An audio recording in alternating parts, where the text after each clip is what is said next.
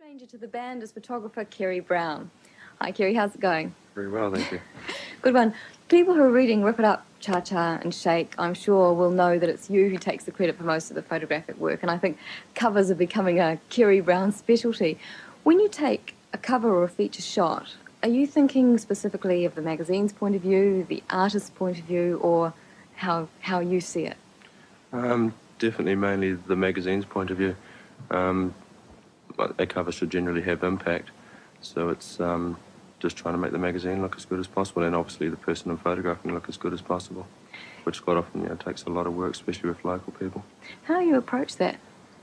It depends really. If you're doing overseas acts, you don't really get much say in the matter about how you do approach it. You may get 3 or 4 minutes at the end of an interview, or get to take a photograph during an interview, or even if they say no press whatsoever, you've got to try and get a cover from a live concert, which is somewhere like Logan Campbell, where there's no stage bit or anything. It's very difficult. So is the final shot mainly your technique, or is it how much the artist gives you in the end? I think there's actually quite an art to trying to do something very interesting in a very limited space of time. Like one cover I did with Malcolm McLaren. We went up onto the top floor of his hotel and did a shot up against the window, so we had Auckland like in the background, and that we had 2 or 3 minutes, but in those 3 minutes we had, we managed to get a good looking image. To take a good photograph normally, it takes a lot of time, a lot of preparation, a lot of work by a lot of people. So if you've only got 3 or 4 minutes and you want an image that is to the quality to put on a cover, you've got to have a very simple and a very effective idea. Yeah, well, you've been close to some of the great performers, like Lou Reed and David Bowie, for example. Do you ever get intimidated by the fact that they are so big and you've got to make them look good? Not really. David Bowie would probably be the only person that I was in any way kind of awed by, but that's just because I've bought his records for an awful long time. But generally, not exceptionally so, no. Did you have a specific idea when you were taking his photo of what you wanted to do? Well, him really, he was just live photographs at Western Springs. So we were given 3 songs at the beginning of the concert to take the photographs. So, which is not a long time to, especially when you're out there in the 3 minutes. The 3 songs go very quickly. Sorry, and the crowd's going berserk and. Quite a tense situation. And the people are collapsing, they're dragging them out, over the fence, and it's very, it's very difficult to concentrate. He's moving very quickly, and the lights are changing, and you're trying to keep him in focus, let alone watch what he's actually doing. It's you've got to be able to concentrate on what you're doing, let alone what's going on around you. So that'll be quite different to the fashion photographs you take. Oh, definitely. A fashion photograph is a lot more drawn out, and you've got the time to get things right. In those circumstances, it's just being able to. It's like basically being a press photographer, just working, and you have no control over the situation. Where when I'm taking a fashion photograph, I have complete control over what I'm doing, and everyone who is working on the photograph. But in a rock and roll photograph, you have very little control over anything. Okay, well, let's take a look at some of your work. Okay.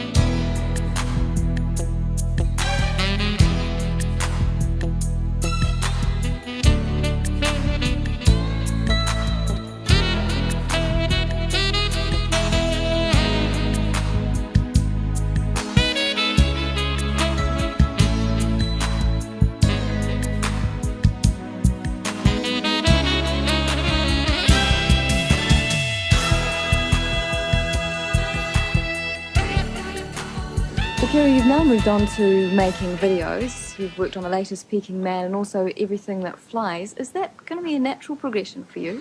Well, I'm actually not shelving it, but I'm actually slowing off and doing videos at the moment because I'm just concentrating on doing the fashion thing. But I would like to do a lot more of it. The way I treat making videos is very much in line with what I do photographically anyhow, so it's just an extension of that. So the video is basically just good photography. It's not full of effects or whatever, so it's just instead of a split second for a photograph, it's 3.5 minutes of that.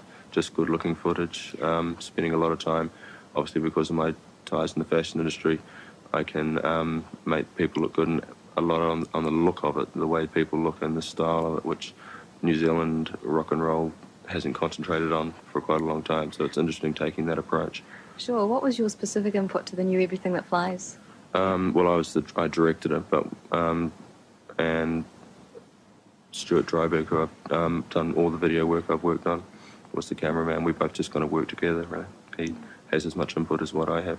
I put a lot of input in, like Diane had 7 or 8 outfit changes in the video. She's the only person in the video with the band feature, but the band are all styled completely as well. To their own character, they had to approve what was happening. I mean, you can't just wipe their personality completely, but you're just concentrating on details, making sure that they look okay. Right, we can have a quick look at that one too. Okay. Kerry, you're living overseas now. Is that because New Zealand is just too small for what you want to do? Yeah, I'm just at a stage now where I'm just repeating myself here, and I enjoy, and I've made an awful lot of progress here, and I'm still coming back here. I'm just based in Sydney, and I'm coming back every 2 or 3 weeks. I come back and do maybe a video or a large fashion shoot, or 2 or 3 shoots. But there's just a lot more ground I can make in Sydney, a lot more exciting magazines, and just progression naturally, really. So you're sort of on a commuting thing there. Yeah, definitely. I have been. I've been back and forth about 5 times in the last 6 weeks. It's crazy. Well, what can we expect from you, say, in the next 5 years? Do you know where it's going to take you? Definitely spending a good 2 years probably in Australia and Sydney, and just try and get on top of the industry there. And from there, possibly, I don't know, New York City, Italy, anywhere. I mean, hey, the world's your oyster. Exactly. Good luck. We wish you all the best. Thanks for talking, and we're going to take a look at your very first video, Bleeding Hearts. Okay.